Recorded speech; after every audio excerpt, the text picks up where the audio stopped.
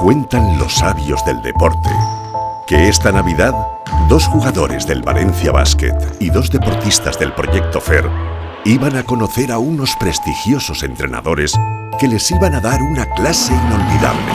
Pero más que una clase, recibieron una gran lección. Una lección de Navidad.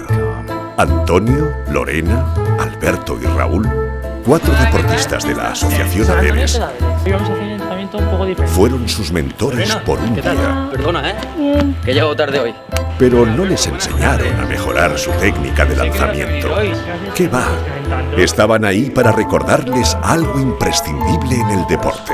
Pasárselo bien y divertirse siempre. ¿Estás preparada, Irene? ¿Vamos? Perfecto. Sí me gusta. Para ello, les pusieron a prueba con algunos retos que requerían de una gran técnica en... Perfecto, no veo nada. Echarse unas risas. ¿Es una broma o qué? ¿Qué dices ahora?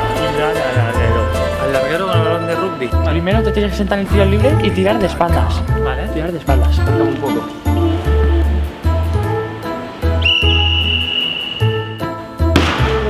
Otra vez. Y entre reto y reto, recibieron la visita de 2 miembros de la Fundación Roch Alfonso, famosos artesanos en la fabricación de trofeos. Noelia y Fran tenían una misión: valorar su esfuerzo en divertirse.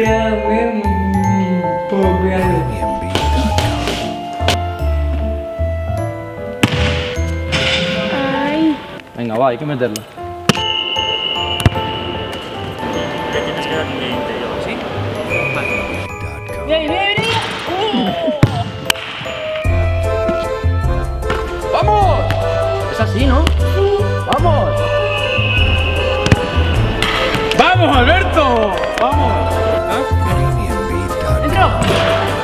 ¡Vamos! Como era de esperar en Navidad, los entrenadores de Aderes obtuvieron el mejor de los regalos. Para vosotros, y que tenéis un recuerdo de lo que hacemos, que aquí tenéis unos amigos. Y nos recordaron que más allá de ganar o perder, el deporte sin pasárselo bien no es lo mismo. Y da igual que ganar que perder, lo importante es divertirse.